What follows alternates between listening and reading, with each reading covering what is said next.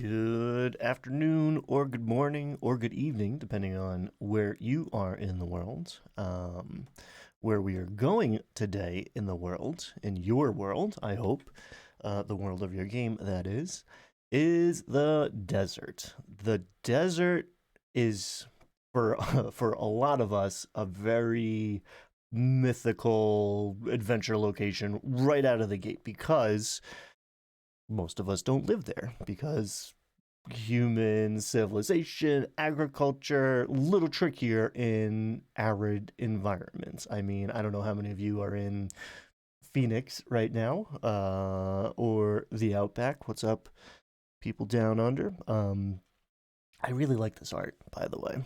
One of the nice things about working with the Dungeon Masters Guild is that they give you a suite of art pieces that you can use from older editions. You're not supposed to actually change them, but I put this dragon here, which we're going to get into. Don't tell anybody. But yeah, add depth to your game world with these integrated random encounters. So right out of the gate, what this is, on the face of it, is an integrated, which means that these connect to each other, and there's a little more development here than your standard encounter table, but these are random encounters. Your party is going from A to B, and you want that to be a little bit more interesting in a desert environment. Boom. Grab this, roll some dice, see what you get, roll with it. Figuratively and literally. The reason I do that is because I really like the emergent quality that gives you. Neither the players nor the dungeon master know what's coming next, and that's cool. I mean, if you want to feel equally excited as the dungeon master, create little situations like this. It doesn't have to be your entire session by any means, but and you're gonna, well, you don't have to prep this. I prep everything all of the time. I am not a no prep kind of guy, but I am a surprise improvisational kind of guy. I prepare to be surprised. Which is why I spend a lot of time making these tables for myself, and now I make them for you all because, oh god, I get so much enjoyment out of them, and my players find an open world that is vibrant, where anything can happen, and it's an experience that most of them haven't had before in other games, other D&D games at least. And honestly, D&D is better at doing that than just about anything. Good afternoon.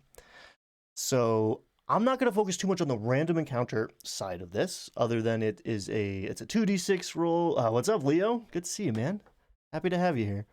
A 2d6 gives us a bell curve, so there are probabilities here. You are more likely to get a 7 than you are to get a 4, and you're more likely to get a 3 than a 2, and so on. So it is random, but there is some structure behind that randomness. But let's forget about the table for a minute, and let's talk about what's in the table, because you can also take this and use it as building blocks. Arrange these things however you see fit. You want to stock a dungeon, right? You want to go grab a map off of Dice and Logos, right? Or create your own, and you want some interesting things to be going down in that dungeon. Boom. Grab this, rip it apart, put it back together the way you like it. You want to restock a dungeon. Let's say that they went through and cleared out a place, but it's right by town, or it's in the middle of the desert. Excuse me for drinking tea, but my throat is shut because allergies are coming in hot today. Let's say you are restocking a dungeon that has been emptied out, or the top levels of it have been emptied out, and something else is moving in. Let's say you want to stock a hex crawl. Let's say you want to stock a point crawl. Let's say you want to fill a session or two with a very different kind of gameplay where things are open-ended and your players can go in any direction. It's not just like, well, there are 2 doors here. Do we go left or do we go right based on zero information? Anything can happen when you're outside, right? You're getting rid of that linear structure and limitations. But you can also come in and decide in prep that, like, okay, I'm going to run. First, they're going to bump into the footprints, and if they follow those footprints, these boot prints, they're going to see them turn into some sort of quadruped, like canine footprints, and if they follow it long enough, they're going to come upon these boys, the jackal wares. And if they fall for the Jackalware's lies, because in one encounter here, they are humanoids pretending to be lost members of a caravan that got by sandworms or cactus monsters. In another encounter, you're only looking at one, and it's in a jackal form. It looks like a sad, like just exhausted, starving, thirsty dog, and it comes up to the party and does everything it can to gain their sympathy so that then it can screw them over, and take them to the Lamia. Xanth is one of the big bads in this environment. And her whole deal is trickery and deception, and she wants to capture and humiliate anybody who comes across her, but particularly the members in the party. And one way she's doing this is by operating within this false oasis. So you can put this false oasis on your map, or you can wait until the dice say, oh, this is where the false oasis is, and then put it on the map.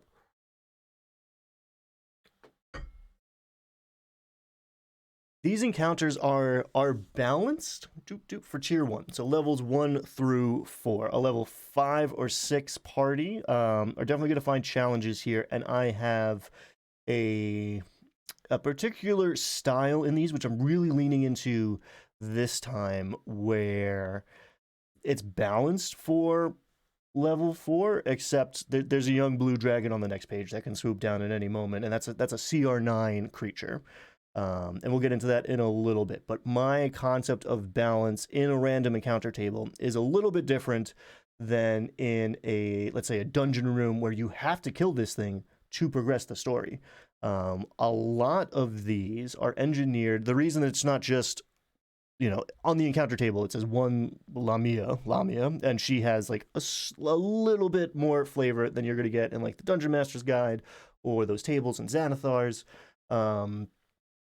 But here, it's about giving the players options, giving the players choices. It's not just combat by default, which makes things much more interesting and can teach the players to start thinking a little bit differently, a little more creatively. If you have murder hobos, maybe you're teaching them that not every fight is worth winning. If they just charge in and attack the blue dragon, someone's going to get dropped. Even if they're not, even if they don't need to be taught a lesson, right? They are still learning that, like, there is a whole world out here that exists outside of them, and not everything is perfectly calibrated for them to kill, to defeat. And I find that approach makes things much more dynamic and alive. So this is one set of the story here. This is one chapter. So this would be, 2 or 3 rooms if you wanted to put this in a dungeon. You get the single Jackalware pretending to be a dog, and then you get the other 2 Jackalwares pretending to be humanoids, and then you get this Lamia who is, also in a humanoid form. She is a beautiful woman, or whatever your, particular players are going to find the most attractive and alluring, and she's real touchy-feely, right? You make a joke, she touches your arm, she pats you on the shoulder, she wants to shake your hand when she introduces herself, because she's constantly popping that intoxicating touch, which gives them disadvantage on wisdom saves, which might come in handy when she starts casting her enchantment magics. And the whole objective of them is to get the players either to take a long rest in this fake oasis underneath these beautiful cottonwood trees, the only shade for miles and miles and miles around, between next to this like water where the sun is shimmering off of it, and all of that is an illusion.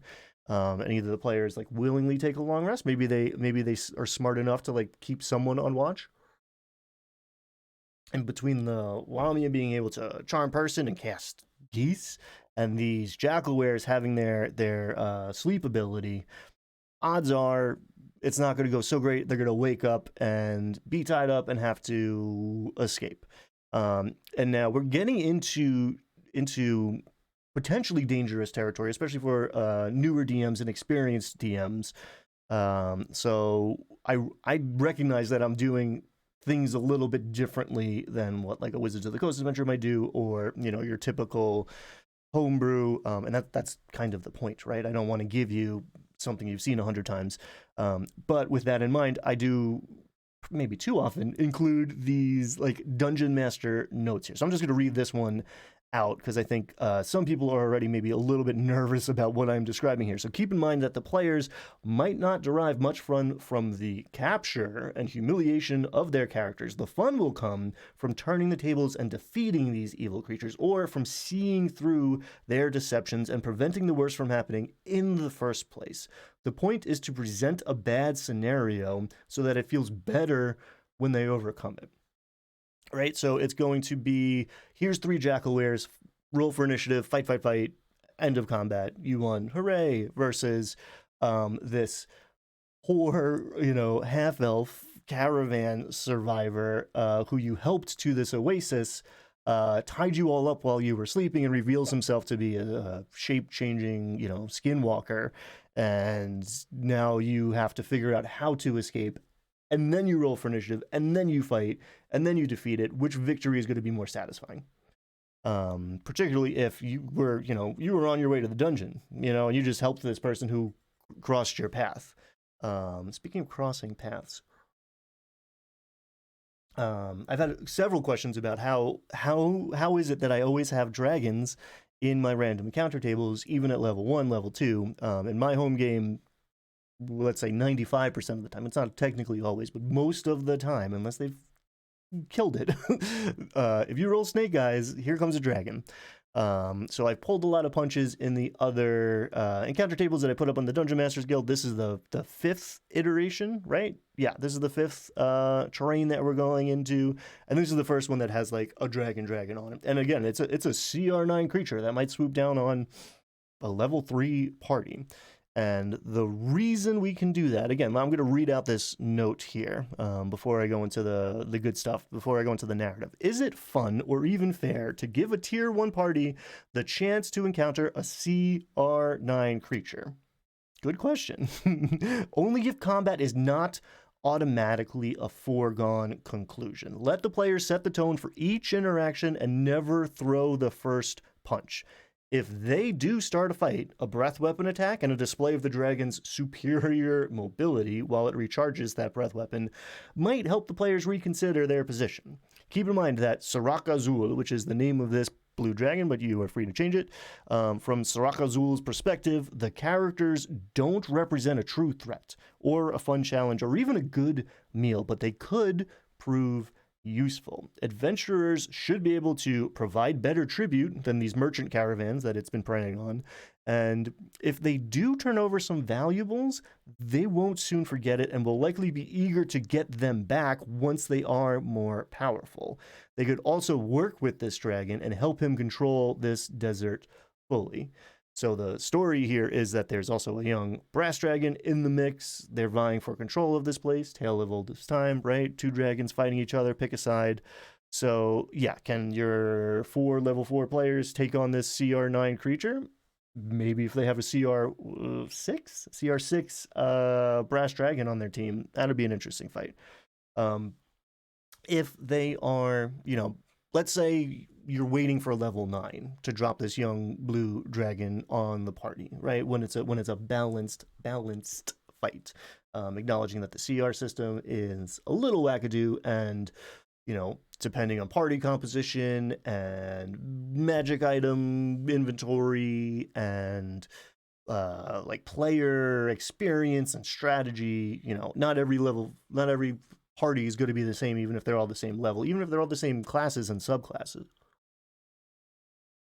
But the second we start talking about different builds and different, synergies, yeah, not all. The more experienced I am, the less I'm worried about balance. Because also the more comfortable I am changing things in the middle. And one way to change things is, okay, this thing is obviously going to wreck the party. Is that what it would want to do? If I keep these adventurers alive, they're going to keep coming back and giving me stuff. But let's say you do want to drop a CR9 creature when it's level appropriate. The best way to make that impactful is to do it before it is level appropriate. If you sick this dragon on the players before they can touch the thing, and it steals their milk money and flies off into the sunset, then like they're going to remember that and they're going to hunt this thing down, right? Let's say it's still 20 gold for them. And at level 9, they've got 20,000 gold, right? 20 gold is nothing to them, but they're going to remember the one that got away, right? That is the as deep a plot hook as you're going to set.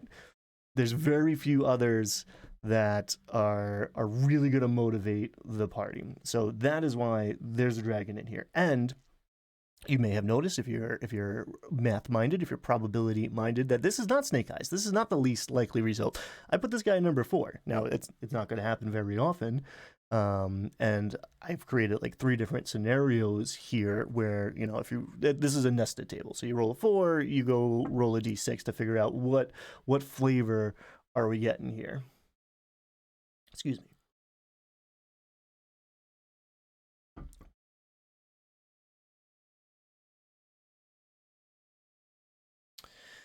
Yes.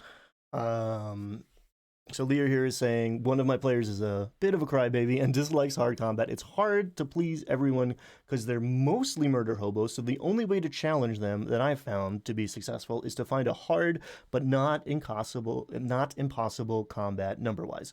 And that's my experience to a degree too. I mean, murder hobo gets thrown around a lot, right? If they're murdering the tavern keeper, right, and the vendor, right, and the quest giver, then okay, they're murder hobos.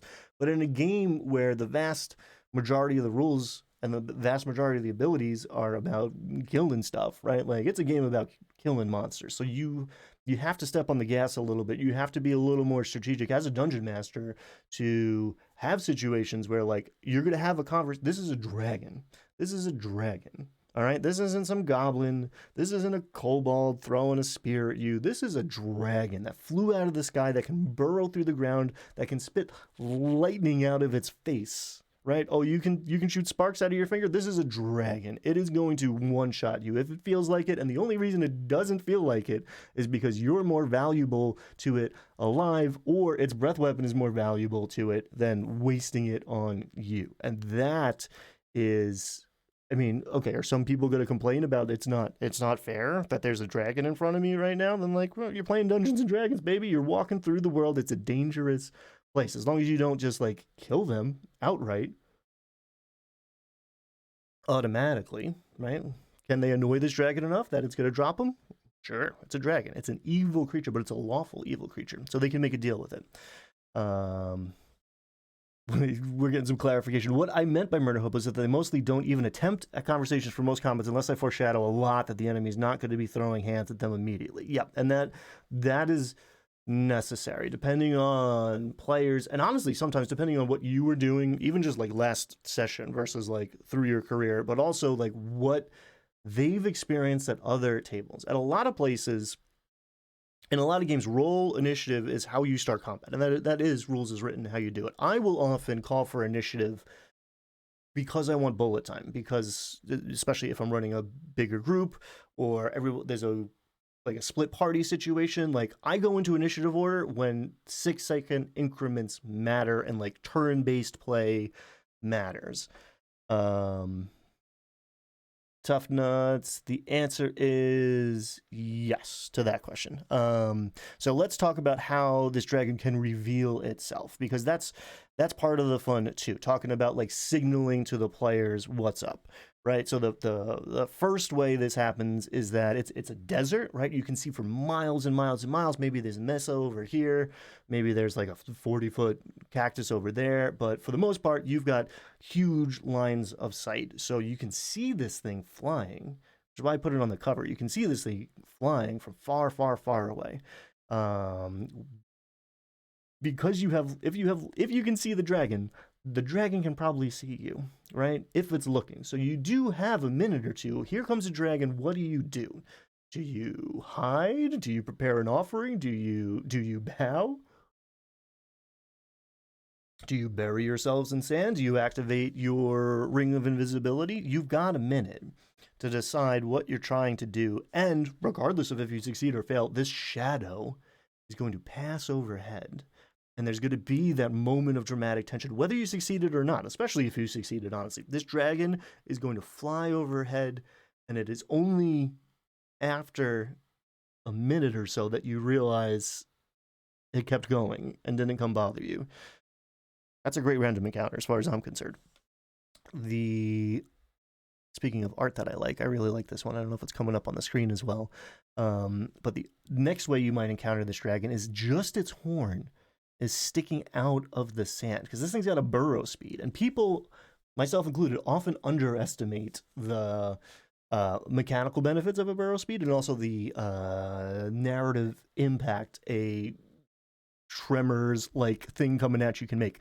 So this dragon has buried itself beside the path, waiting for a caravan or anybody. It's got blind sight, so if anything comes within 60 feet of it, it's gonna know about it, even with its eyes closed. It's a pretty hefty perception check. I made a DC 20. Again, change this to whatever you like, whatever suits you, but I want it to be hard to figure out that this odd conspicuous rock formation, this like little spire a couple feet high that's sticking out of the sand here, you got eagle eyes, right? You invested in your perception, then yeah, maybe you see just like the little bit of air stirring the sand where its nostrils are just above, good evening, where its nostrils are just sticking up above the ground.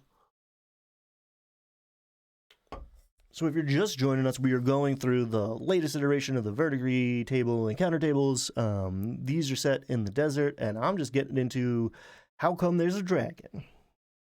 And the real question, friends, is why isn't there a dragon in your encounter tables?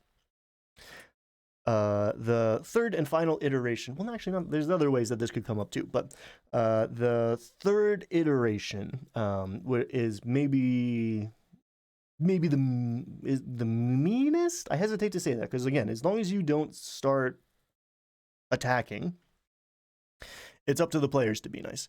But in the third iteration, this dragon is on the hunt, which means it's flying low to the ground, it's burrowing, it is more likely to get the drop on the party. The party is less likely being able to control when this starts, right? Not necessarily combat, but the encounter, right? Not every encounter is combat. That is the key to understanding this.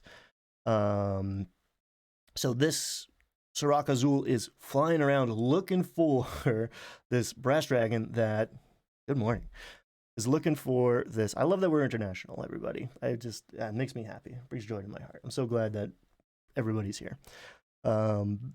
So Sirach Azul is scouring this desert looking for the young brass dragon who recently knocked him out with the sleep breath. Your world, do what you like, but traditionally, blue dragons and brass dragons are at home in the desert, and are therefore natural enemies. I've had a few people ask me about what is faction play exactly? Like, how do you use factions in your game? Like, what does that even mean? And I think this is a great example here, because like, here are two dragons, and they're each a faction of one, right? The Lamia and the Jackal Wares, you can consider them a faction, but a faction is any enemy that's like able to make an impact, right? The three goblins sitting in a room playing poker, waiting for heroes to come through the door to kill them, maybe not a faction, right? If there's consequences to that, okay, the bugbear chief is going to get wind of that and send hobgoblin assassins after you. That's a faction. But these dragons are factions because they have goals. They have motivations. They are not just bags of hit points and an attack modifier. They are characters. They want something. They're not quite NPCs, right? The lines get blurry. Yeah, the Kragmar are a faction. Use those gold teeth. Do you want to know if your friends are going to get excited about ripping the teeth out of a dead thing's head? Give them the opportunity. 9 times out of 10, your friends are going to enjoy that very much. So yeah, the simplest answer. One day I'll make a whole video about factions, but the simplest answer is give the monsters or the NPCs, right? The cult of Orcus is trying to do something, right? It doesn't necessarily have to be an organization. That's the natural way to do it because that's how you can kill some of them and more of them come at you. But if it's a hefty enough opponent, you can have factions of one. And because this Sirach Azul has motivation, wants stuff, right? It's young dragons building its horde. Give it gold or shiny magic items or whatever, you can win it over. Chase off its rival, you can win it over. You can negotiate with a faction. You can align with a faction. You could serve a faction. Let's talk about the rest of the table. So now we're getting into if you use this as an encounter table, these are going to be more likely encounters. Now we're getting into the meat of the probability curve. It's not quite a bell curve technically, but I am like just mathematically minded enough to squint and pretend it's a bell curve. It's a little bit pointier, which means actually that these middle ones are more likely. Catching up on our chat here.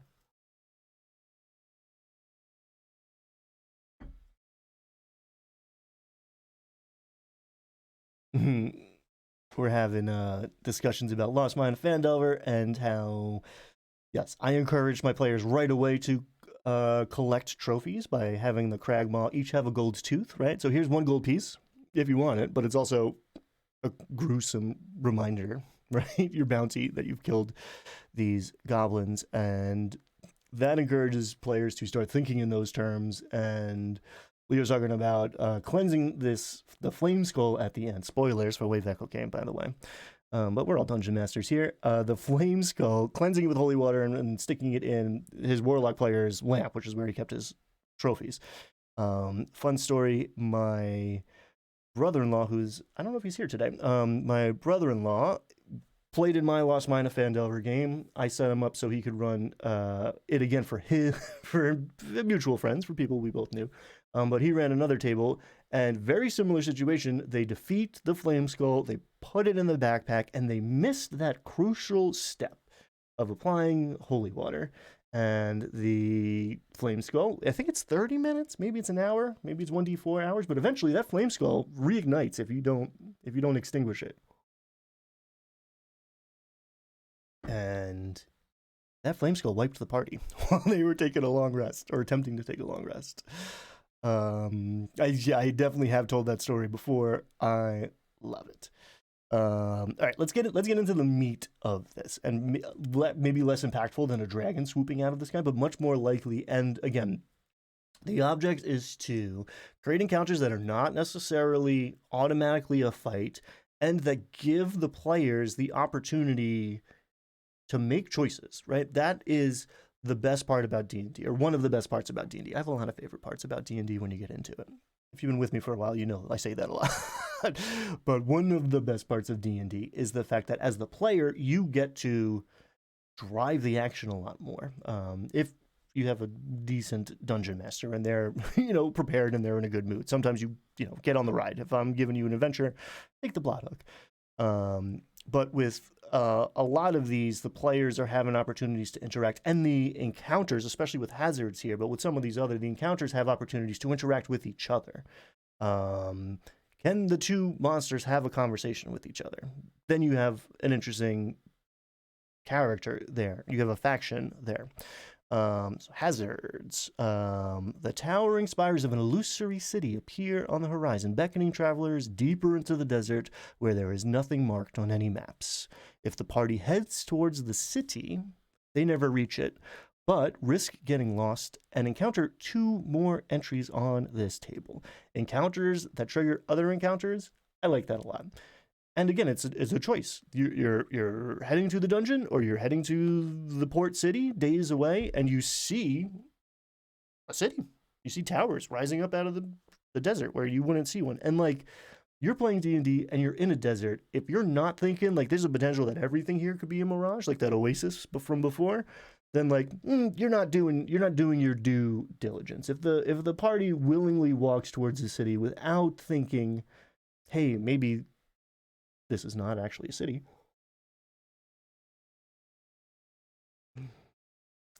Nacho Dad is getting ahead of me. I hope you have some sort of giant worm in the desert encounter. I do. I do. It's coming up. It's actually just below the divide here. And I do some interesting things with that too. Because I want, not only do I want you to use, I want you to take this and use it as is and modify to suit your table. I want you to come back and tell me stories about what happened when you used my stuff. That is always deeply gratifying. I love that shit. That's why the full thing of this is gonna be on the Dungeon Masters Guild in the sample, so you can download for the low price of nothing. If you can afford to give me money, please and thank you. That will keep the Verdigris Table going. But I want people to use this and tell me about it. And I also want you to be inspired to make your own, to modify these or to make your own. So some of these are not only cool encounters, are my best effort to make cool encounters. I hope you think they're cool, but also a demonstration on how to think about things like a little bit differently. So let's speed it up a little bit. You got a sandstorm, of course. You've got extreme heat, which can cause exhaustion, and where I feel like it's appropriate, I give you pages. So like Dungeon Master's Guide, page 110 explains temperatures and explains quicksand. I've got a little note here, which I almost took out because it's like cheeky. I don't know what this is exactly, but I cut this out and put it back a few times. Am I getting subscriptions to Twitch rolling? You cannot sub to me yet on Twitch because we are just getting started and I am not established enough. If you would like to support the Verdigris Table on Twitch, following me right now is the best way to do that. I need to get X amount of followers and we need to hit X amount of hours and X amount of days. So it is early, and honestly, this Twitch thing was an experiment to see if I like it, and I do. It's great to actually like have a conversation with you guys.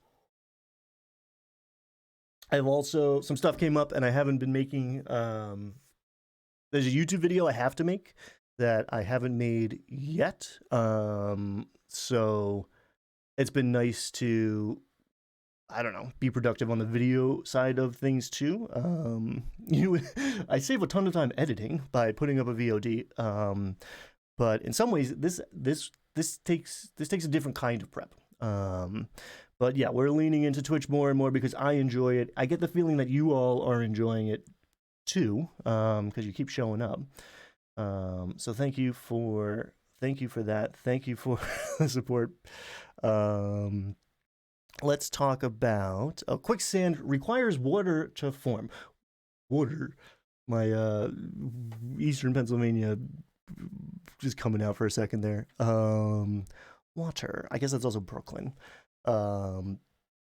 Quicksand is a thing that I've never encountered. Have you ever encountered quicksand out there? Let's do a quick poll. Has anyone ever actually seen quicksand? Because when I was a child, I was led to believe that that would be a real danger.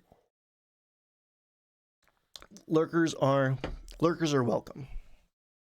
Sorry for slurping into the microphone. I'm having pretty intense allergies, and I ripped out a tree this morning, and the tree fought back. Never seen quicksand, but it requires water to form. It happens in like boggy, swampy sort of situations, or like very particular kind of coastal situations. Quicksand requires water to form, so in real life, you are unlikely to come across it in a desert. In real life, you are also unlikely to come across a dragon. Talk about anything, but especially nerd stuff on the internet, and people are going to come out of the woodwork to correct you. 80s, I think it's an 80s kid thing. You're right. 80s TV taught us that quicksand was going to be a big deal. Let's talk about what happens if you roll a 6, which is one of the most likely results. And maybe you've noticed, as the results get more likely, I give you more entries because you're going to roll a 6. Odds are you're going to roll a 6 5 times as often as you roll that 2. So I only have to give you one thing for the 2. And I don't want you to run out so often. If the reason this isn't 12 entries on a or 11 entries on a 2d6 table is because what happens if you roll 6 again? You can go grab 5 or 7, but I like you loaded up with options. And the other thing, you roll a 6, you've got 5 options. You don't necessarily have to roll the d10. You can just be like, ooh, this one's interesting. So I did a couple things specifically here in 6. One, I decided that this desert's going to be full of life. Talking about 80s cartoons coloring our worldview. You know, a lot of the time when I say desert, if you haven't spent a lot of time in the desert, you're imagining the Sahara, right? You were just imagining endless expanses of sand and very little else. But here in America, there's at least, I want to say 4. I'm not going to embarrass myself by I've been to this. I spent some time in the Southwest and traveled through West Texas and Arizona, New Mexico, and Southern California, Nevada, and there's very different Utah. There's very different kinds of desert, and each time I went to a new one, I was re-amazed, if that's a word to coin a phrase. I was re-amazed at how much life there is in the desert. And sand dunes are dope. You know, if you tell the players that they're traveling through the desert, you get sand dunes for free, right? Quicksand, sandstorm, sandworms. Like you get sand for free. But I wanted to drive home the idea that like there's life here. And I wanted to. We've talked about this before, and it's not advanced dungeon mastering, but I think it's intermediate dungeon mastering. I think that I've seen a lot of newer dungeon masters like at least seem to not know that this is available to you. But reskinning, and I feel like some people don't know about it, or some people think it's cheap, but like especially on the fly. But also if you're doing some like serious prep time, reskinning is an incredible tool for dungeon masters. Now, it's thematically appropriate here. We've got mirages and illusions and skin changers here, shape changers, shapeshifters. So it felt right to include it on this table because it fits thematically. But I also, for a while now, have wanted to demonstrate how to do it and how easy it is to do.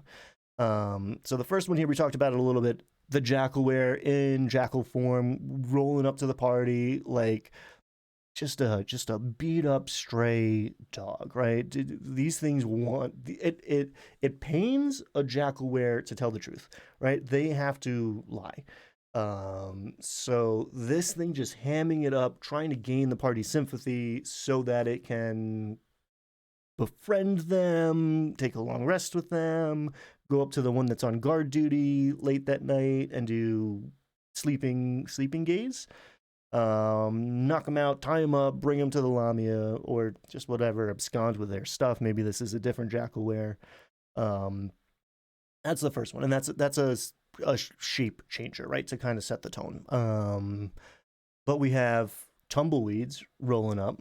If you've ever been to, I actually believe they're invasive. I don't think they're native to the American Southwest. But if you've ever watched a cowboy movie and they're about to have a shootout, you're going to see a tumbleweed go rolling by.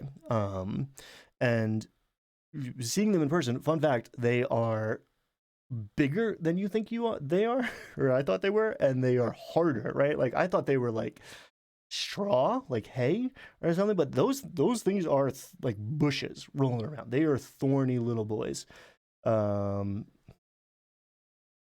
Yes, Nacho makes a great point. Using tropes is cool because if players are familiar with them, you have less work to do as a DM. There is, especially if you're leaning into theater of the mind, or you're doing improvisational stuff, or you are depends on your players too. I've recently learned, which was surprising to me because I have a very active or powerful, feels like a value judgment, but I have a very clear mental eye.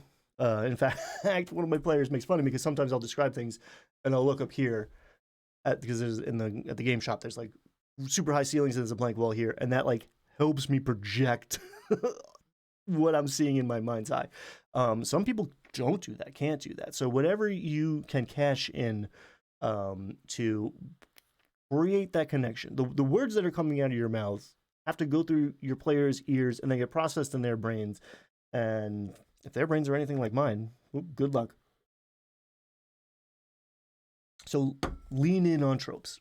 A lot of people try so hard to reinvent the wheel, and you just got to put your little bit of jazz on it, right? Like vanilla is fine if you make good vanilla, right? And then like, ooh, put a little bit of hot fudge on that vanilla, and now we're cooking, right? But you don't need to make up a new kind of ice cream, right? There's hundreds of kinds of ice cream that are good. People have their preferences, but if you try to make up a new one whole cloth, it might not be good the first time you do it. Make your own ice cream. I'm all about being creative and making your own stuff. Case in point. So tumbleweeds, not in the monster manual, but twig blights are. Animated cacti monsters that are shooting needles at you. Not in the monster manual. I could make up a whole stat block. I could. I'm gonna start doing more of that for you guys because I think people want unique monsters. I want unique monsters, but players. And it's difficult in 5e, to tell you the truth, to make unique monsters mechanically. The more I am looking at other systems, and particularly Pathfinder 2e and what monsters are doing in those books, I'm going to tinker with the AC and the HP, and I'm going to give it +1 on its attack. But there's not enough there for me right now in my phase to invest a ton of energy into the mechanical side of things. It is so much more our return on investment to work on the skin, to work on the face of it, right? The secret is you throw a bear at them and tell them it's something, right? For instance, sandworms. Now, this is the first. Nacho asked for it. This is the first thing I was like, I am throwing Dune. I'm throwing Tremors in here. Like, I am going to make a sandworm, Beetlejuice. Pick your poison. And I started by nerfing a purple worm. I started by making a like CR4, CR5 purple worm, and I did it, and one, it takes up a lot of space, right? Like I want you to be able to run this fairly quickly, and I want to fit in my cool art and stuff. And I knew I was going to make not a lot, but I was going to make 4 types of monsters here. So that would just be a page of stat blocks, which is not a big deal. Put it at the end, cool. But I wanted to show you that, like, hey, Ankeg's burrow, about the right CR. They've got like chitinous plates on the back, but like a soft underbelly. That kind of makes sense for these like dune worms that I have in my mind. I was considering not having them spit acid, but they spit acid, and that's cool. Sandworms in this particular desert spit acid. The other thing I did was I was going to make up an entirely new monster called the Gila. Gila monster is a thing, but Gila. And I was working on it, and I was very interested in like the burrow speed.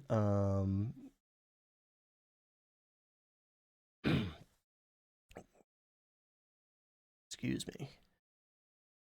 Very interested in burrow speed and Umber Hulks, right? And this is as far as I know, this is the art for an Umber Hulk.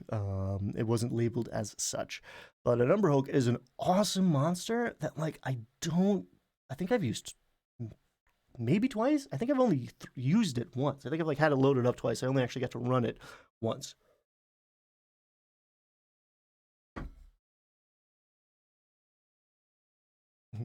Nacho, sorry, I'm reading my stuff in your words at the same time. Sometimes it's hard, especially I have allergies. I feel like I don't have enough oxygen in my brain right now. Sandworms would be the first encounter I thought of. So great minds, absolutely. Also, I have a really nice purple worm mini that I've never used.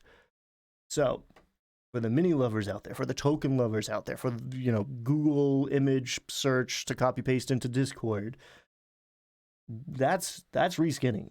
Drop that purple worm on the thing and run it with an Ankeg stat block, and you are good to go. So let's move on to 7. 7 is actually going to be the most likely outcome, and you can treat it as the null. The nothing happens, right? if you look in the Dungeon Master's Guide, and if you look in a lot of Wizards of the Coast adventures, the idea is you roll a die to see if a random encounter happens. Here, you roll a die and a random encounter happens every time, right? If you don't want a random encounter, don't call for the check. I think, a 1 on a d6 is a 1 in 6 chance of a random encounter is appropriate in a dungeon where I'm trying to keep the pressure on and I'm doing, we're counting torches and I'm trying to make it harder to take a long rest. There's things wandering around in here, but like not too often. Yeah, less frequent checks are appropriate there. Here, you're traveling, in theory, I'm going to travel for a day through this desert to get to the dungeon or to make camp, to do it again the next day. Like, I'm calling a check and something's happening. It's not automatically a combat. If it is a combat, then like, if we're traveling, you get to go supernova and take a long rest anyway. So it's not about attrition. If it's an interesting enough encounter, and that is the objective here with all of this, is to make interesting encounters, right? I don't want a boring, you fight D6 wolves, there's no consequences to it, it's a waste of everybody's time. Like, no, there's interest to this. If you pull on this thread, story's gonna come out. Most of these things are interconnected.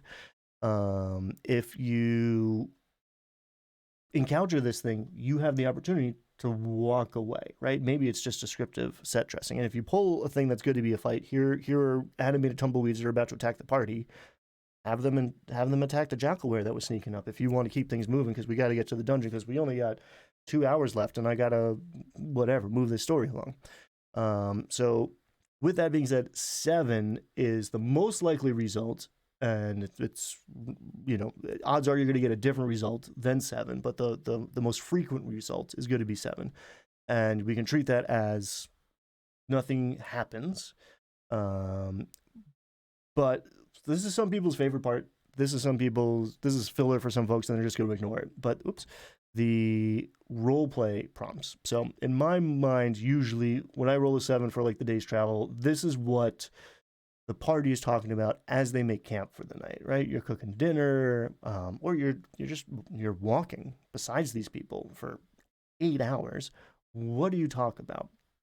And this could be in character. This could be, like, you can describe what your character's doing. Different players are going to handle this. Different players are going to handle this differently on different nights. Different tables are going to have different preferences. But in each one of these tables, I'm giving you 6 questions that can really flesh out your character. I try to keep them on theme. So just shotgun, what false impressions do people get from your character? What is the lie your character tells themselves? I stole that from someone. I don't know. I think Bria Iyengar. I think it's a story about a Bria Iyengar. I heard that somewhere, and I don't remember it to attribute it. But like, what a great character study question. What is the lie your character tells themselves? Again, it's about, you can answer that. You can say, I don't know, and leave it at that. But knowing that creates the opportunity for character growth, right? What is my character lying to themselves about? Tells you so much about that character and creates an opportunity for that character to change, to not be static, to be dynamic. Dynamic is also like an objective here. If your character would change their appearance, what would they look like? What realization does your character have while walking through this terrain? That's a little more open-ended, as is, your character would not be the first if they had a vision in the desert. Who or what would visit them if they did? And sometimes, especially those like more open-ended ones, that can be something that they can stew on for a while. This little block is about why reskinning is cool. Let's move along. Again, I wanted this desert packed with life, so 6 and 8 are both creatures, stuff for the most part. As we go up the chain, you may have realized already, the results are more and more beneficial, less and less dangerous, more and more beneficial. Now 8 is right at that like tipping point, so these are a little less scary than what you get with a 6. but um, are still potentially a fight. These are everything in D. If it has stats, they can kill it, right? That's the deal. So like all of these are potentially combat encounters. They can fight whatever they want, but the objective is to make it more than that because combat's the default. So a trio of giant vultures circle above the party. Classic, talking about tropes, man. Vultures in the desert, cool. They don't attack unless provoked, but their presence may alert more dangerous creatures of the party's position if they're not driven off. So you can lean into that. You've already encountered the dragon once. You're hiding out from it, and now there's vultures circling overhead. Hey, roll a survival check to like see if you can connect these. Kangaroo rat, yes. Kangaroo rat is coming. Reading ahead. Giant scorpion, giant spider fighting each other. Survivor goes after the party if the party's trying to intervene. This is just this brings me so much joy. I don't know if anyone else is gonna like this one, but a morose dust devil is poking at the sun-bleached bones of a long dead camel. It's reluctant to speak or fight with the party, but can be convinced to do either. So this is this little elemental Eeyore, just, you know, it's going to reflect back what the characters give it, but slowly, reluctantly. This depressed little dust monster just chilling. A kangaroo rat bounces across the party's path, pursued by a pseudo dragon, which turns its curiosity to the character. Those pseudo dragons are magical cats in my brain. It behaves like a stray cat, and if befriended, may join the party, likely bonding with one character more than the others. People like pets. Pseudo dragon's a good one. Kangaroo rat's a pretty good one too. That's the benefit of having creatures, right? Is a kangaroo rat a monster? That's also reskinned, by the way. Just grab a rat stat block. But yeah, having creatures interact with each other makes the world feel alive. It's not just there's a monster sitting there in stasis waiting for a PC to come interact with it. No, this world is alive. Things are happening all the time. An ancient statue head lies mostly buried in the sand, its features eroded by millennia of sand and wind, but still discernible as humanoid with serpentine features. If the characters interact with it, a magic mouth spell is triggered, delivering booming words in an archaic version of common with sibilant S sounds. Insert famous poem here. There's nothing for miles and miles. Talking about tropes and cliches, use them to your benefit. And hey, do you have lore in your world? Do you have a history? Do you have a civilization that is long gone to explain all these dungeons that are lying there buried, filled with treasure and magic items? Insert lore drop here. Signs and portents. So now we're getting into the upper register, right? 9 is going to be a little less probable and a little bit better for the party in general, and is going to be more control, right? Again, this can be set dressing. Something happens, we ignore it and move on. Cool. 20 seconds of conversation at the table. Or we pursue it. And what does this lead to? And that leads to this, and that leads to this. And now if the players think that they're gonna go to the tomb of the cult of Orcus or whatever, right? They're heading to a destination, and on the way, they kick over a stone, and 2 sessions worth of content pop out, and that's what this is about, man. That makes them feel like your world is a real world and gets their wheels turning. They're not just looking for the brightly colored button to push to advance to the next thing. Anything could be a button now. So signs and portents. A 60-foot line of sand has been transformed into rough glass.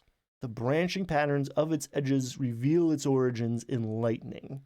Perhaps a spell or a breath weapon. Here there be dragons. Do you know what happens when lightning hits the desert? Glass. And it's not the glass, the perfectly clear glass that's in your window pane. It's a much rougher looking, opaque, or at least translucent thing. But you're walking through the desert and you almost slip on this like shiny stuff, and then you think it's ice for a second, and it's glass. It's a 60-foot line of glass. What? Wait a minute. How did this happen? A set of boot prints that transform into paw prints if followed for a few minutes, heading for the false oasis. So again, footprints crossing your path. Do you investigate? Do you learn more about this world? Do you keep moving? Player's choice. And that's the object here, player choice. A camel wandering and grazing with a saddle of the cavalier on its back, but no rider in sight. Talking about loading up with speak with animals. Hey, I was part of a caravan. We got attacked by sandworms. My rider would not be knocked out of the saddle until they fell unconscious.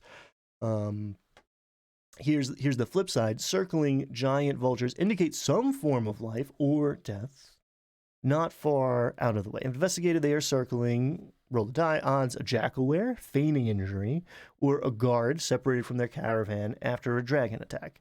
And again, insert your preference here. There was an iteration of this table that was chock full of undead and mummies, and that felt a little cliche, and I think that's a dungeon. I think that's a dungeon. Because you want to put a dungeon in here, maybe, or on the other side of here. And that's a great way to do it. Anything, we'll get to that too. Anything could be in the desert, because the desert wasn't always a desert. All right, so caravans. We roll a 10. Good things are happening now. Beyond the occasional party of adventurers, the majority of the people passing through this desert are merchants shipping trades goods and their workforce of laborers and teamsters. A caravan will also typically employ 1d12 guards led by a veteran, because we don't want our murder hobos just stealing the magic items that we were trying to get them to have a purpose for their gold, right? So three flavors of this beyond its main commodity of fine silk. This caravan has D6 potions of healing for sale that they're willing to sell for 60 gold because they want to keep them. They also have an alchemy jug, super useful in the desert, for 225, and a potion of vitality for 1250. There's a big note here about like how wildly different prices can be, and magic item availabilities can be, and just gold availability can be at your table.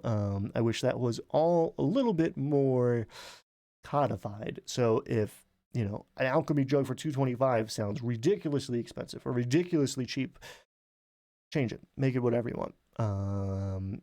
Caravan number 2 has mundane goods, and you can just open up that gear page, Player's Handbook, page 150. I know it and love it quite well. They also have a set of sending stones, fantasy cell phones, for 700 gold. Again, do what you like. The guards here are led by a pair of retired gladiators, real heavy hitters, one of which wears a Freedy chain, which is super dope. Is that I don't think it's legendary, but it's close. That's a real good magic item. Most of the time I am trying to undershoot it with magic items. I don't want to give you something that'll break the game, but the Freedy chain is actually not. It's +3, but it's chainmail, so that brings it down, and it's fire resistant. You can walk on lava, which is awesome, but how often are we going to walk across lava? And it's a pair of gladiators having this. So if we're level 4 and they have 12 guards with them, it's not an easy fight, or probably not a winnable fight for the players to just kill these guys and take their stuff. But this gladiator is going to be willing to part for 25,000 gold pieces. Insert astronomical fund here, right? Like if the party pulls all of their gold and sells some of the other stuff to these merchants, maybe they can afford it, or they can bring them the tongue of Sirach Azul, which is a major accomplishment. And the third, caravans rattling around, filled with iron goods, selling all types of armor and weapons. Insert player's handbook pages here for a 10% discount. Sales, deals. One of the caravan's guards is secretly an assassin in hiding, and you got a thieves guild in your world. Again, always be looking for ways to connect this. I try to make it really rich and flavorful without getting it stuck, even in Forgotten Realms lore, right? Like I want this to Be really interesting little pieces that will attach to the rest of your game fairly easily. So, an assassin in hiding, there's a lot of potential there, but I'm not going to define that for you. If they think the party can afford it, this assassin offers to sell them gloves of thievery and or a cloak of invisibility for lots of money. What's better than one dragon? See, I wanted to put dragons in all these tables, but I've been holding back this whole time. So this time I put 2. And this one's on an 11. This isn't 12. This isn't the least likely thing to happen. It's unlikely, but you roll the dice enough times, you're going to get one of the dragons that are in this desert. Calderon, the brass dragon, is obviously a little more amicable, a little more friendly, a little less, what's the word, evil, and is a chatterbox. Brass dragons in the lore, if you look at Fizzbands, or even I think in the monster manual too. The monster manual does a pretty decent treatment on dragons, but maybe it's just this particular dragon. For whatever reason, she's a conversationalist, right? She's here to chat. Say hi to the dogs for me, Nacho. She honestly, she would rather just have an open dialogue with the young blue dragon that lives here. So Azul is the one who's starting the beef. She's finishing it. She's outclassed, but she's got that sleep breath weapon. But yeah, let's read the DM notes on this one. Introducing a metallic dragon to your campaign can create many possibilities for a resourceful dungeon master. And you are a resourceful dungeon master because you're watching this. Calderon could know or have heard stories about all sorts of relevant locations and characters, delivering information and potentially setting the party on the course of new adventures. She might have her own quests for the party, offering rewards to them for furthering her own agenda, or simply for the joy of the stories they'll tell when they return. It's also never bad to have an NPC in your back pocket you can literally have swoop in to drop some knowledge or save the day if the moment calls for it. She could even return as an adult brass dragon later in the campaign. I like creatures, dragons in particular. Does anything else do that? Hey, chat, does anything else have level ups the way dragons does? Something in the back of my mind is like I'm forgetting something, but like at least dragons have built in. Every young dragon in my campaign is 99 years old, about to turn 100, about to be an adult, about to really level up, right? Here's a CR9 dragon. It steals your lunch money at level 4. You are really upset about it. You never forget. You come back months later when you're all level 10 now, decked out with magic items. You're ready to fight this young blue dragon, and surprise, it's an adult blue dragon. That's a little mean, but sometimes that's what the narrative calls for, right? I'm afraid sometimes I sound like an antagonistic DM because I'm speaking in a vacuum here. I like challenging encounters so that the players can win and feel good about it. All right, so what can happen when we pull this young blue dragon? She can fly in, first of all, which is potentially scary, right? Is this the blue dragon? Is this the brass dragon? Flying in. She comes down hoping for some conversation, and she's likely to learn. She's all but demanding stories and conversation, so they can establish that they're heroes, right? Probably, and it's also kind of a sneaky backdoor way to one, see what your players remember and enjoy, and two, help them to like relive the campaign's highlight reel. If they're level 2, right, then this is session, like this is the 3rd session, then like, okay, there's not too much going on. But even so, if they're level 4 and you were planting little breadcrumbs for what's going to happen, at level 5, level 6, right at the beginning of the campaign, and that was months ago, it's nice to have people look back at their notes and reflect and to like build in-game reasons for that to be like relevant, by having a dragon bury you up to your neck in sand if you don't tell it a good story.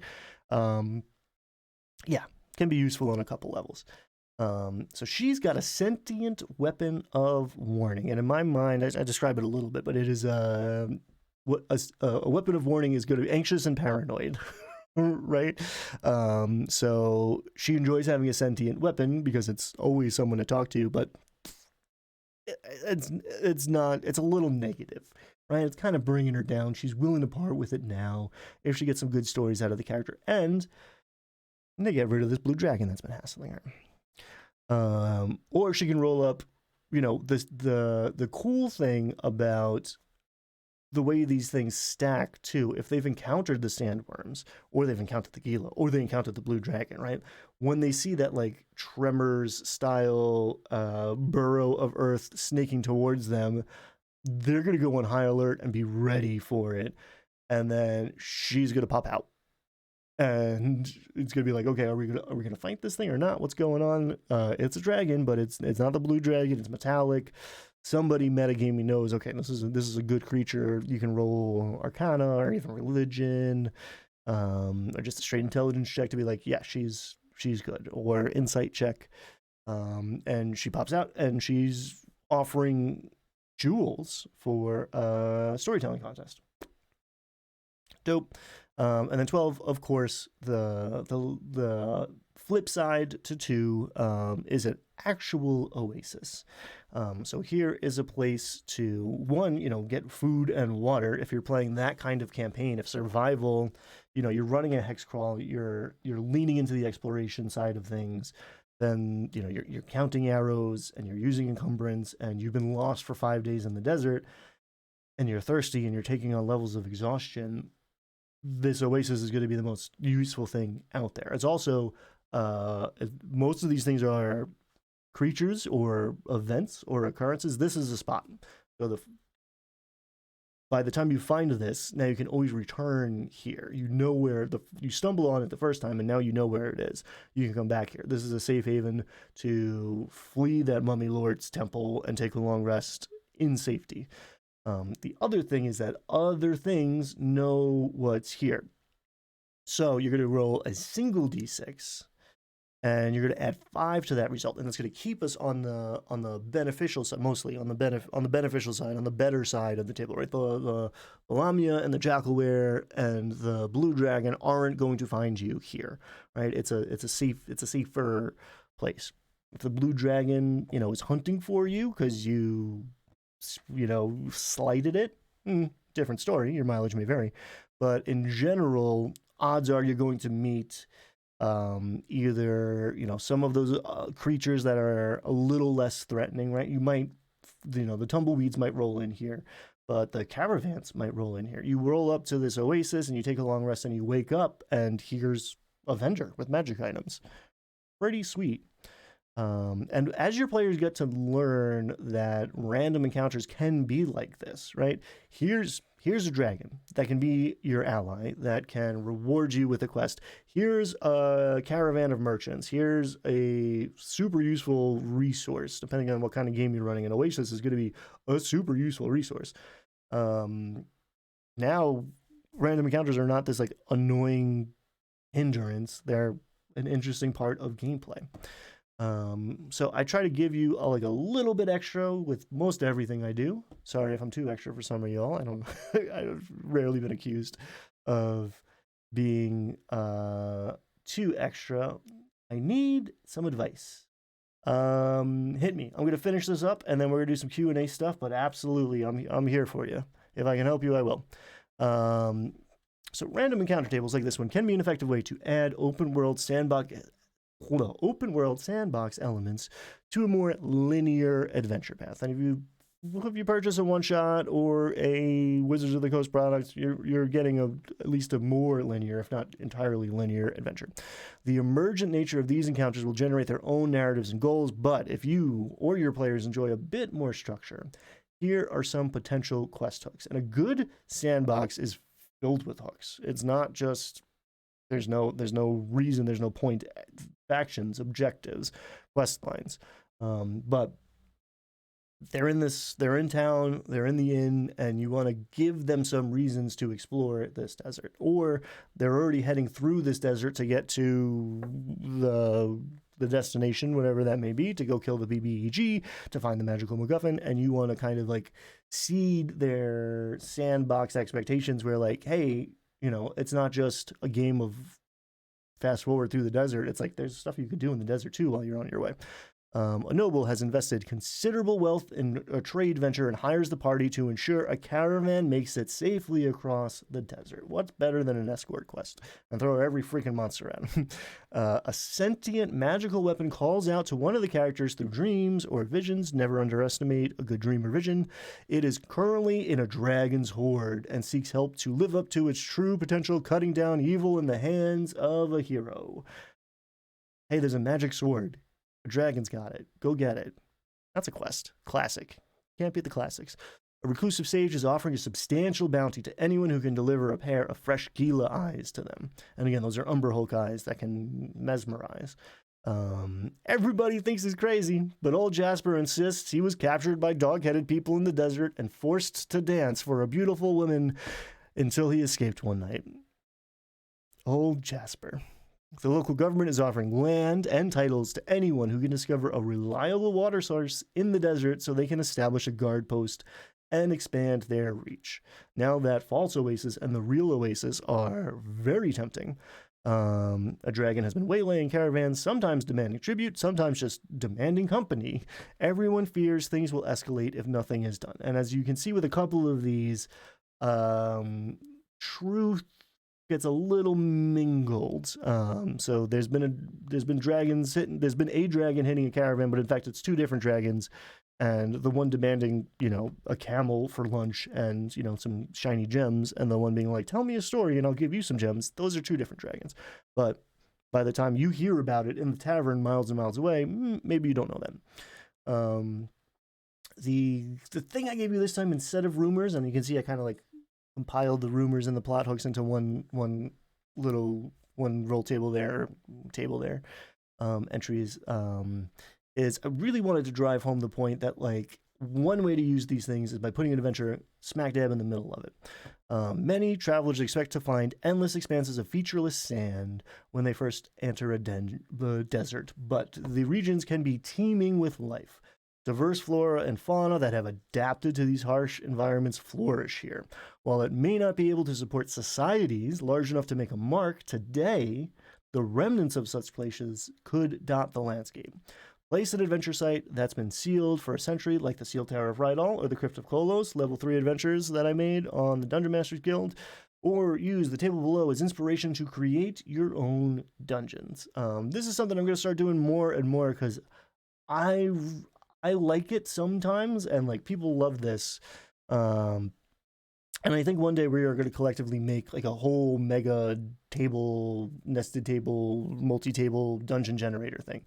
But here are a block of desert dungeon ideas. A temple of an evil ancient god guarded by a bone naga, a treasure-filled, trap-laden tomb of a mummy, tower of bleached coral filled with the ghosts of Sahuagin. I'm making that one day. That just, that calls to me. I put it on the map once and they didn't go there, so I didn't actually like make it, but a capsule containing Modrons in stasis, ready to bring order with a capital O. That'll change your campaign real quick. A rocky mesa, actually a dwarf citadel overrun by Dwergar. Defunct lava tubes filled with gems and fire snakes and azure. A subterranean lake where Kuatoa worship a bizarre god. If your players ever go underground and you're like, ooh, what should I put in the Underdark? Kuatoa. A labyrinth containing riddles and a minotaur skeleton. Classic. As you can see, this still says mountain. I didn't make the back cover yet. If you would like to help me with the blurb, please contribute. But now let's turn our attention to chat, and I'm going to help somebody. Recently, my old frenemy told me that I am too railroady of a GM. What is railroad DMing, and what should I do to reduce the amount of railroading? If I'm making a plot, I pre-write potential places, NPCs, and encounters. Is it railroading? Am I a bad DM because of this? If your players are coming back and they're having fun, you're not a bad DM. The name of the game is to have fun. If there's things you can do to have more fun, or you increase the amount of fun at the table for everybody's benefit, then like you can be a better DM. I mean, there are bad DMs out there, but I instantly assume that you are not one. Will my method ruin my player's experience, or is that guy misunderstanding GMing in general? Then my frenemy GM'd for us. He used to make all encounters random, and I hated it. Is this my problem or what? Please, I need some help. Okay, so couple things. I'm going to say that there is no one way to play this game, and that is personally why I love this game. One reason why I love this game. So what might be happening is you and your frenemy could have different playstyles. Happens all the time. People want different things from a game. I am a special case. I'm a particular weirdo. I want variety, right? So like I want one thing for a while, and then I get bored of it, and I want the other thing, a new kind of thing. So that's one thing. Railroading gets thrown around a lot, and it's railroading versus sandbox. And this, what I'm making here, is a sandbox tool set, right? And the idea is you can use this to run an open world sandbox and be as little to zero railroading as possible. You can also take a linear adventure, right? And I think a railroad and a linear adventure are two different things in the parlance of what people are usually talking about. A lot of people confuse the two. Is your adventure on tracks, right? Like that feels railroady. Is there something's going to happen, and then something's going to lead to something else? And like I expect you to go to this dungeon, and it's arranged in such a way where you hopefully have some options, but like you're going to enter it, and then at the end you're going to find the big bad, and that's a linear-ish adventure. That's not railroading. Expecting the players to go do the thing that the dungeon master potentially spent hours prepping and spent money obtaining, that's not railroading. Railroading is, in my opinion, railroading is when what the players do doesn't matter, right? And built into this table and a lot of what I do and how I run my game is that the world responds to the players, right? The players have choices. The players have options. Equipping yourself with this lets you have one of those options be to wander off into the wilderness, to completely ignore the plot hook and go explore, right? That requires more work on the dungeon master's part. I'm willing to do that work because I like an open world sandbox where, and those are actually two different things, but I like a sandbox. I like it actually doesn't have to be that big to feel huge, right? This desert could be one hex, right? It could be 6 miles across, and it could be days and days of travel across. And it feels like a lot when you spend an hour talking about it, but like I think if you've listened to me for this video's length, like most of this stuff is in your brain now, and if you have this table in front of you, you can run most of this. Maybe you want to go over it one or two more times, but I'm making these tools for DMs to make it easier and quicker to run a sandbox. But a sandbox versus a railroad is where the players can do different things, right? So let's say here's a blue dragon, right? Roll for initiative. You're fighting a blue dragon now. It's going to attack you till you're dead. That's maybe railroading, right? A lot depends on that, but there's not a lot of nuance there. But if like I throw a blue dragon at you because like I wrote down blue dragon happens. You gotta fight it. There's no talking to this thing. There's no tricking this thing. There's no hiding from this thing. Like that's where the players get to choose how to respond to the thing. You've been chatting as I've been answering you, so let's see if I was actually helping you there. I don't force them to do specific things. A few times they outsmarted me and my methods, and now they are on the road to a location of request. They can go anywhere, but they ignore all. I put one forceful task on them, and to pay debt, they paid it first quest. So you force them to go on the quest. So some of this too is maybe a misunderstanding or a misalignment of what it means to be a dungeon master. Honestly, I find a lot of I'm trying not to say entitled, right? There's a judgment there. but I don't know. I've never met your friend of me, so I'm on your side automatically. That's just where my like sympathies lie, and that might not be what's happening, but there might be a misunderstanding about how much work you're doing. There also might be a misunderstanding about what sort of work you should be doing. But if you were like, hey, I prepped an adventure, and they refuse to go on that adventure, there's a misalignment here. And that is better resolved outside of the game, like above the table, right? Not in character, but like, hey guys, I spent $65 and the last month getting ready to run this mega dungeon. And I would really appreciate it if your characters went there, because otherwise we're all going to have a lot less fun, and I'm going to feel like I wasted all of my effort. You can design your campaign so that one of the things that makes a West Marches style. We talked about West Marches in a video on YouTube. One of the ways to run a West Marches campaign is that the players tell you what they want to do a week or two in advance, and then you go prepare it. If you want to run that kind of game, that's an option. Hey, here's the map, right? Here's the 5 things I'm willing to prepare.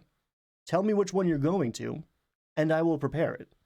You want to hold out until I am running the game to decide which one of these 5 places you're going to? Well, that's not what I want to do. You can have that conversation above the table. The other thing you can do is you can throw a desert between the thing that you didn't prepare and their starting town, and this will fill 2 or 3 sessions of gameplay. So I'm not trying to like turn your need into a pitch, but like I have a bunch of different regions like this. This could be the tool to make it easier for you to throw a bunch of random encounters to please this one person and to like fill a session.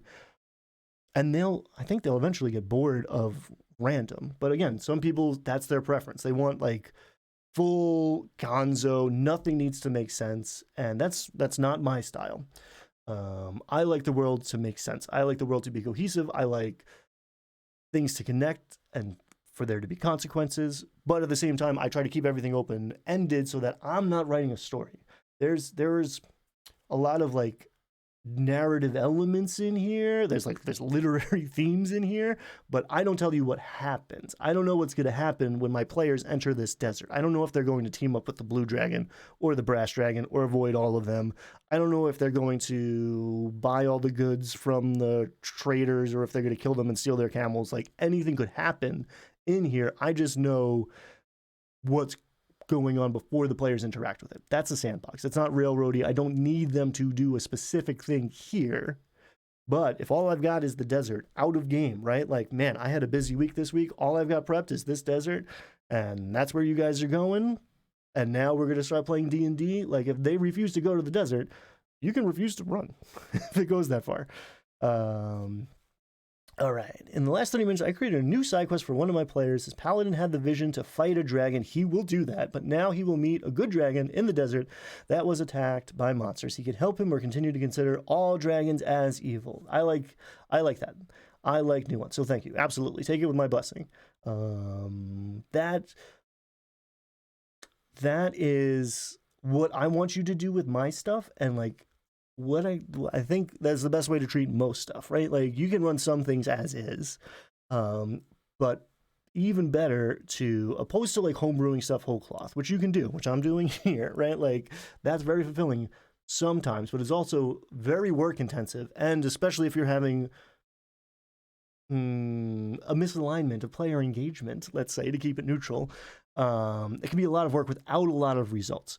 So what I think the most efficient method to Dungeon Master Prep is to take something that exists already, ideally from a small third-party publisher, but from whoever, and make it your own. Make it relevant to the homebrew that you have done already, the world building that you have done already, the characters that your players have brought to the table, right? If it makes more sense for there to be a red dragon here because of the player's backstory, then like I don't care that it's supposed to be on top of a mountain and not on the desert. Like make it a red dragon, reskin a blue dragon, because I don't want a CR whatever 11-12 creature. Like a CR9 is right, but I want it to be red. Reskin the thing, make it fit your stuff. Um, okay. Going back to anti-bed with the problem. I designed a dungeon with 2.5 ways to complete, left, right, and mixed. Later, they can ignore boss if they know, but if they went right, they can still find secret door to the middle and left. Talking about dragon, you can talk to him. You can do a lot of things. I don't know what that means, but okay. Oh, I'm sorry. I've said a lot of things. I cannot create on the fly. Not super polished, but fun. Sorry, you were having a conversation with me, and I was just talking because that's what I do. Um. So yeah, it sounds like you should be having. It's this is always the answer, and this is a difficult answer to hear, especially because D&D usually is a safe space. It's a place to blow off steam. It's a place where nerds get to while out, and maybe you met these people online, maybe you met these people at the game shop and you're not super close with them, and it's hard to have like close conversations with them, or the opposite, you live with these people, right? This is your family, these are your kids, this is your wife, these are your best friends, and it's hard to have these conversations because like I'm just here to get drunk and eat pretzels and slay goblins and like break your stuff. And I care about my stuff. I spend a long time making this stuff. I'm like, yeah, you can kill all the goblins, but like, why are you breaking my stuff, man? It's cool. It's cool stuff. I promise. If you push the button, cool things happen. Why do you refuse to push the button? It's a conversation to have outside of the game. And honestly, if one option is that if you have a misalignment, right? If you want one kind of game and they want another kind of game, and there's no compromise possible there, you don't have to play with them. And that's you can play a different game, right? You can still hang out with them even if you're not playing D&D. You can spend the same amount of time together. But if you're the dungeon master, you will find players. I made a video about finding players. I made a couple of videos about finding players. I made a secret one about finding a DM that was actually about finding players. There's a dungeon master deficit. There's a dungeon master shortage. So I suggest trying to have a conversation first. But if you can't resolve this, if there's no fixing the problem, then maybe you want to go separate ways. And I have a series of videos to help you set up a game in a way where you run an open table, a little more like West March's open-ended style thing. Maybe you use those long rest variant rules that I have about safe havens. Maybe you do your own thing. Maybe you just run a bunch of one-shots and sandboxes. Maybe you go grab all my stuff on the DM's Guild, or go, I don't know. There's a video of 5 free one-shots that you can use, and you can download all of my stuff. You can download the samples for, so you actually don't have to spend money to get the Verdigris Table stuff. Or you can join my Patreon. But run a bunch of one-shots. Excuse me. I've mentioned several times that allergies have been killing me, which makes for a bad spoken word experience for you, and I apologize. But yeah, I would suggest play with a bunch of people, figure out your style as you do, see what other kinds of players are out there, and like assemble your dream team of players. Also, I had a problem with players. They don't role play. Yeah, like almost never in the last few games. Role play. There's 2 main ways to role play. One is I do the voice, I embody my character, and for a lot of newer people who come in via actual plays, via Critical Role, that feels like the only correct way to do it. But there's an equally valid way to role play, and it's about getting like playing the character, getting into the role of the character. And honestly, I do the second way more, even as a dungeon master, right? Which is not some people's preference. Some people would not want me as their dungeon master because I do some voices, even with my throat. Last night I did some voices. Excuse me, but took a toll, man. Maybe that's why I'm so hoarse today too. But narrating what your character would do, being in the third person, not the first person, right? Saying, my rogue does this because of this. Equally valid. So playing the character is the goal. Sorry, I'm not native English, doesn't Russian, but I write and talk lots of sorry for misspelling. 0, I'm a good translator. I again, I'm super happy that this is an international community, and I am not going to judge you on spelling mistakes. I am going to do my best to interpret and understand what you're saying so that we can communicate, because that's the name of the game. DM for 2 years, so yeah, I don't have enough experience. No, if you've DM for 2 years, you have experience. If you've been the forever DM for 2 years, like, you are an experienced dungeon master. Just because there's some dude on the internet who's been doing it since he's been 12 years old doesn't mean, like, okay, can you learn and grow? Are there things that you can experience that'll help you? Sure, absolutely. But yeah, don't. I have a lot of conversations with dungeon masters, especially, like, I used to encourage a lot of players to be dungeon masters, and now I spend a lot of my time talking to dungeon masters around the world. What's up, Russia? And well, where are you, Antibet? You tell me you speak Russian, but I don't know if you're in Russia. But a lot of the dungeon masters I talk to, there's a dungeon master shortage, and there is a dungeon master confidence shortage. And a lot of what I do, I try to help you be prepared, right? I walk you through adventures, I walk you through the starter set, a couple like Sunless Citadel, and Forge of Fury, and Dragon of Icespire Peak. That's where I put a lot of my focus on last year, because I want you to feel prepared. You're in Moscow, cool. There's the video about anxiety. We were just talking about this on the Discord too. And if you want to continue talking to me asynchronously, if you want to chat, but not live, come to Discord, because I pop in there all the time when I can. We were just talking about a different conversation, but a similar theme of, like, dungeon master confidence came up. And I plugged my video on anxiety, which is not my best video, which is a very early video. So, like, production-wise, delivery-wise, not my best, but a super personal one, and one that I wish got more traction, because I think that I'm going to remake that one, because I think a lot of people need to hear that. And maybe, I'm blowing smoke up my own butt. Like, I don't think I'm all that special, honestly. I don't think I'm an exceptional dungeon master, but I do think I do have some insights that are different. Let's put it that way.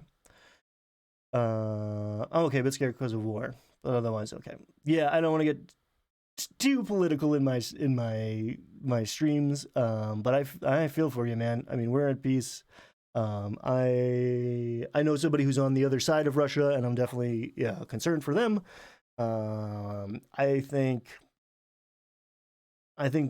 it's very good when speaking to people in other countries to remember that we are not our governments, right? That's true for me. Like, I'm in America. I like this government better than the last one, but, like, I don't feel super well represented right now.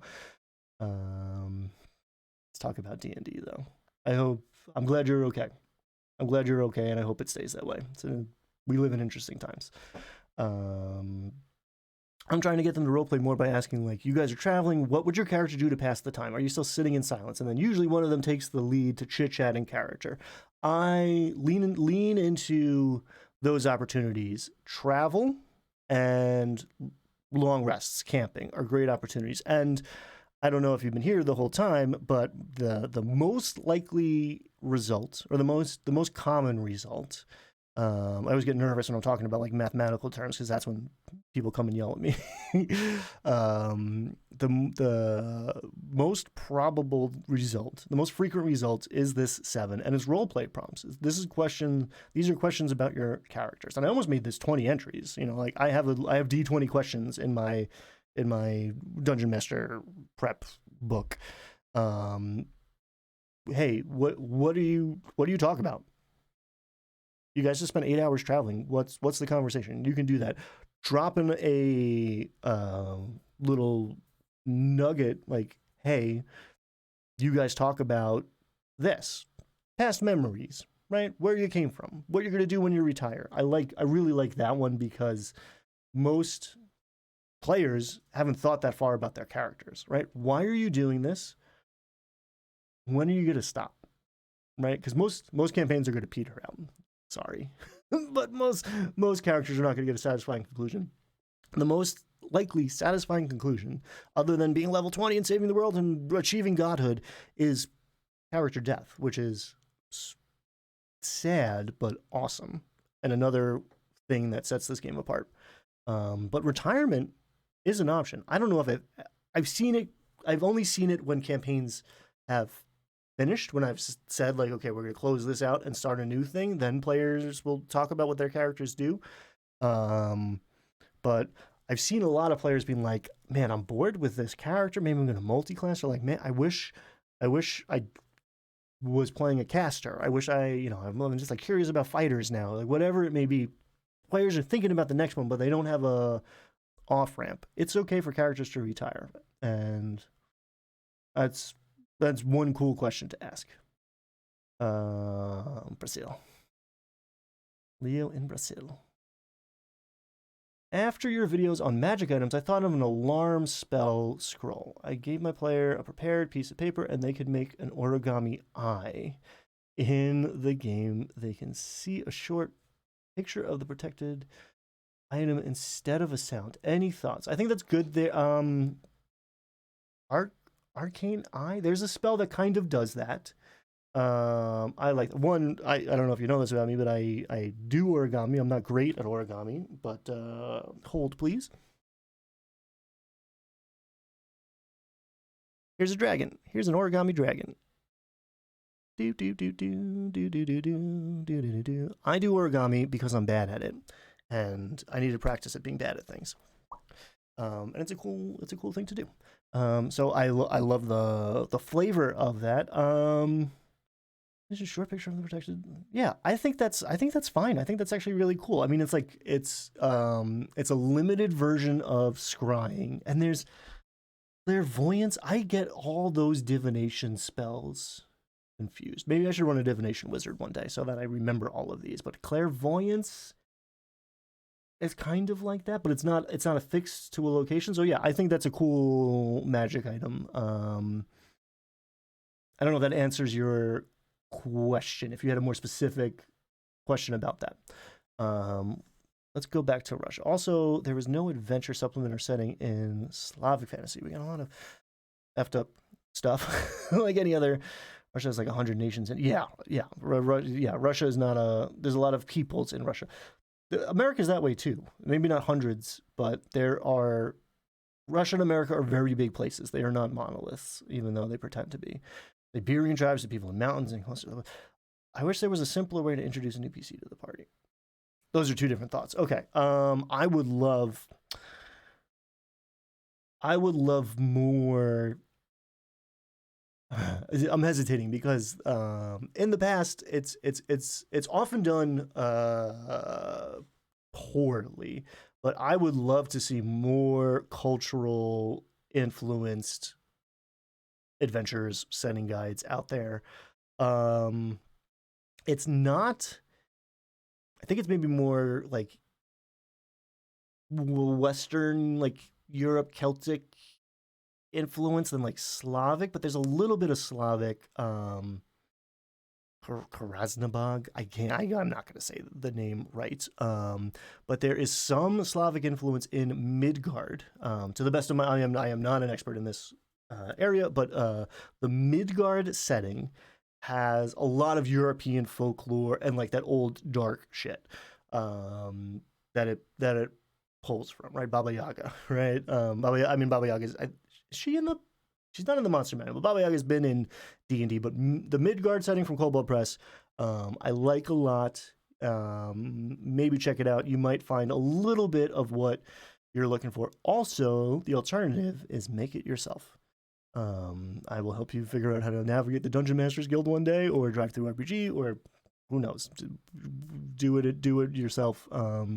But yeah, I definitely think that could be cool. I wish there was a simpler way to introduce a new PC to the party. Send them to town. So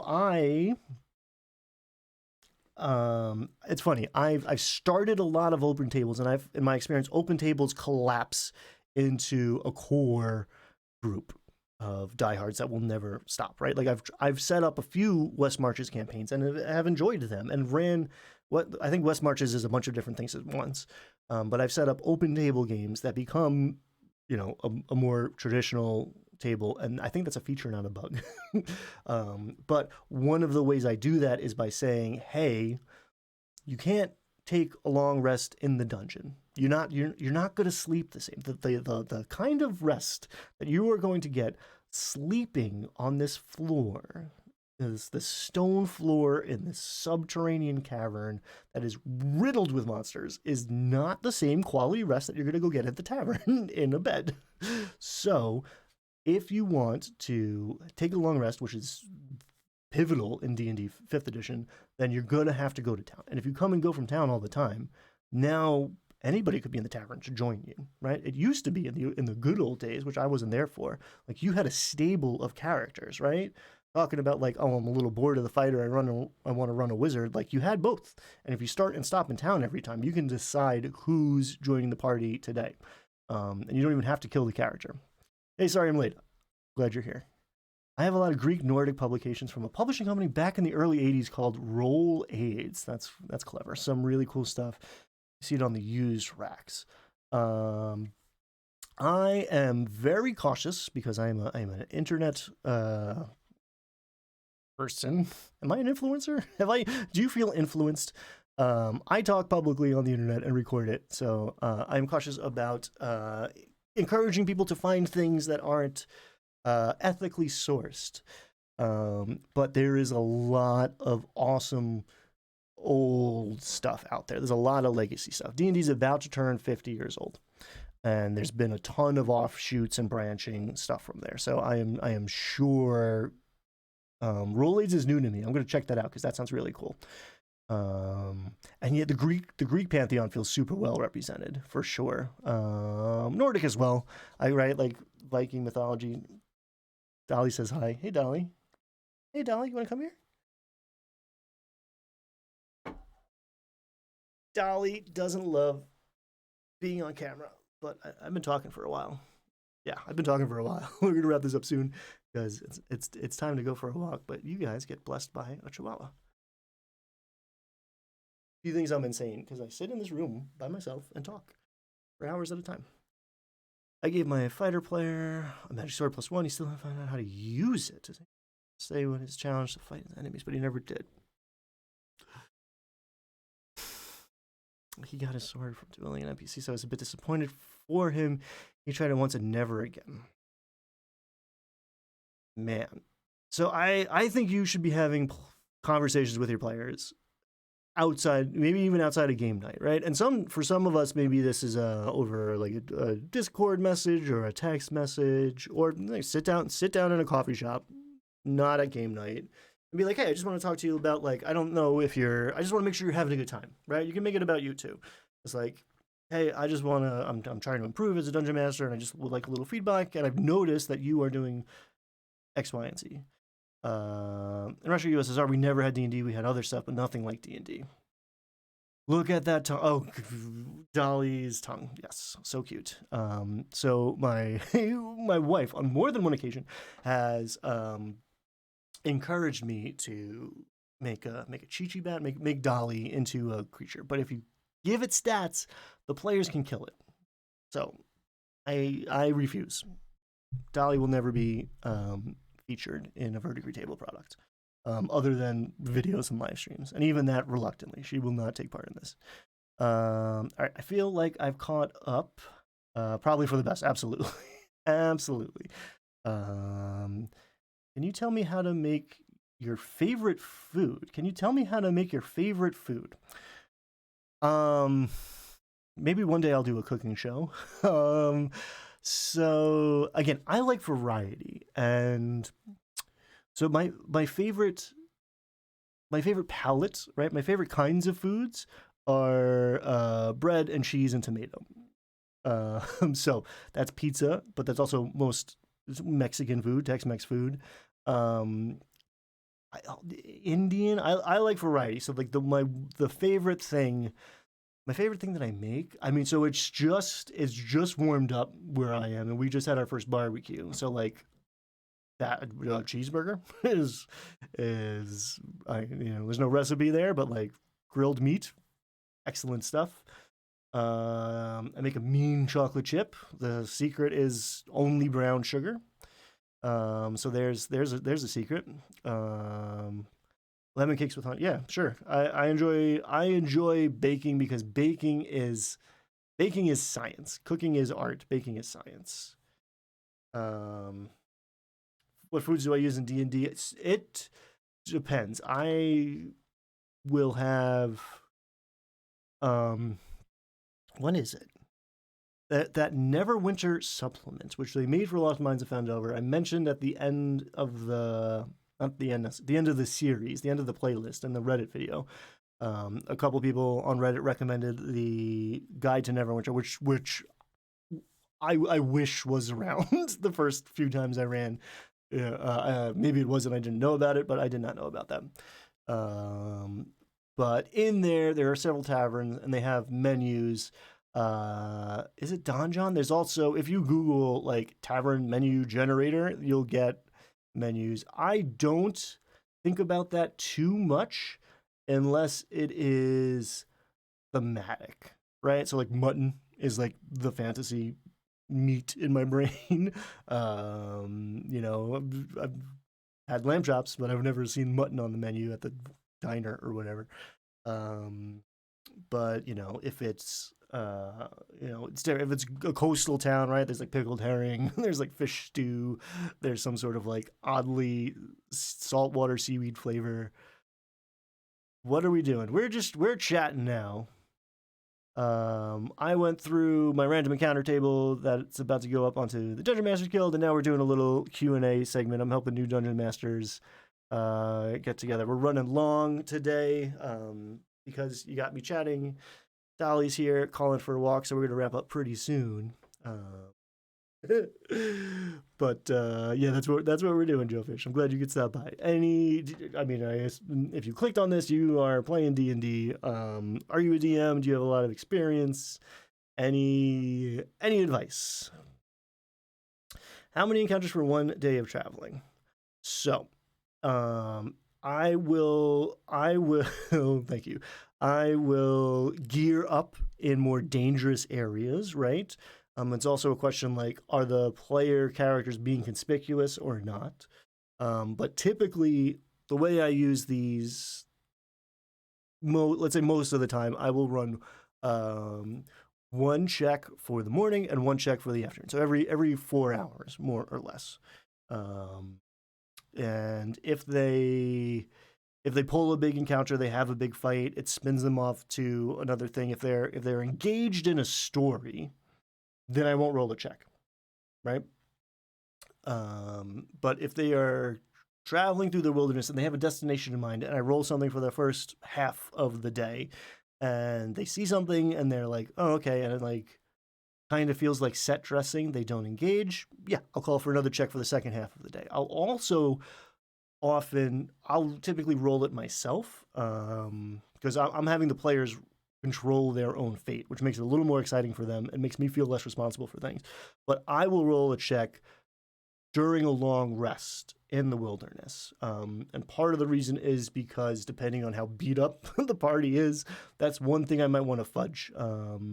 I typically roll in the open. I don't use a Dungeon Master screen. I started running Pathfinder and their secret rolls. So I've just broken out my Dungeon Master screen for the first time in, I don't know, years.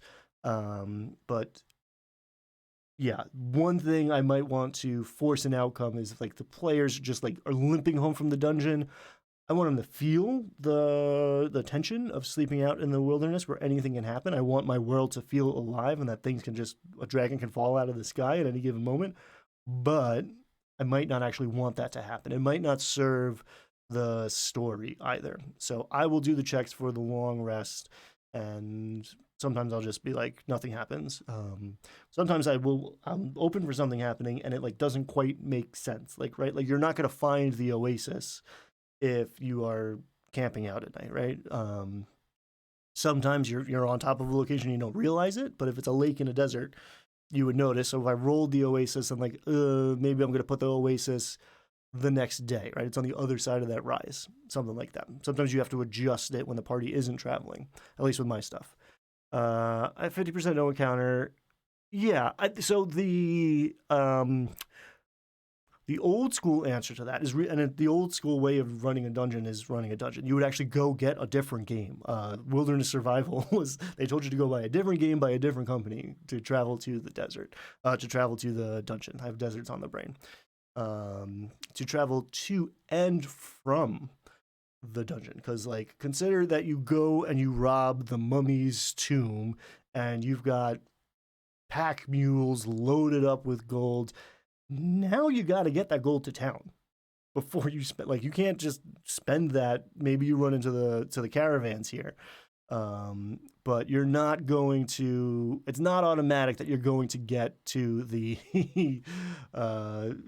to town without encountering something, right? And again, maybe I as the dungeon master want to control that because of pacing, because of narrative, because we've got 10 minutes left to game night before we get kicked out of the game shop, or like I got work in the morning and we can't keep going.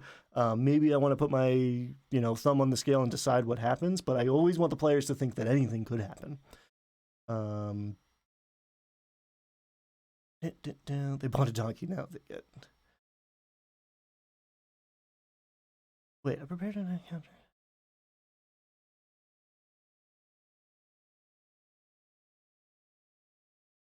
They bought a donkey. Now I gotta.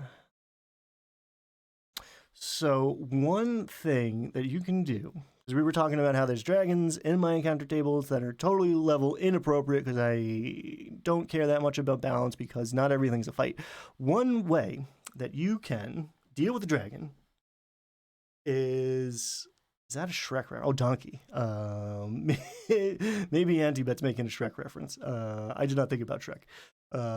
One way to deal with the dragon is to, or any monster really, is to feed the thing, right?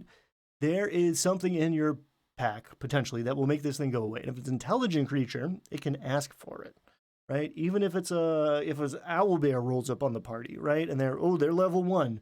And I did not expect them to pull this owl bear because it was the least likely result that they rolled a 12 on the D12 or whatever it is. They're facing off with an owl bear. You don't just have to wreck the party. You can at least give them the opportunity. You don't railroad them. You can give them the opportunity to throw food at it and run away, right? And you get to decide, okay, is that satisfying?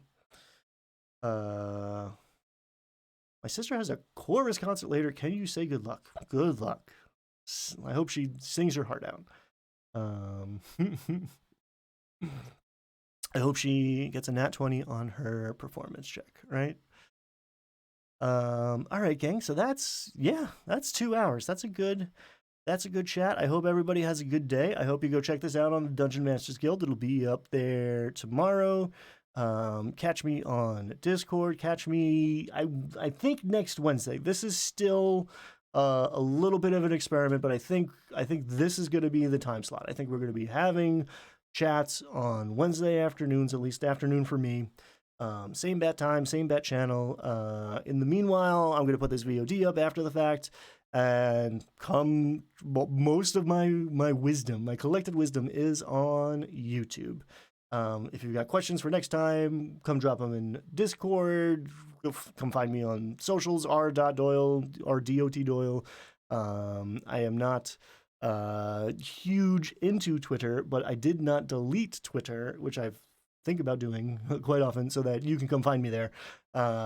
Same story for Instagram, Facebook, whatever flavor of social media you like, you will find me there.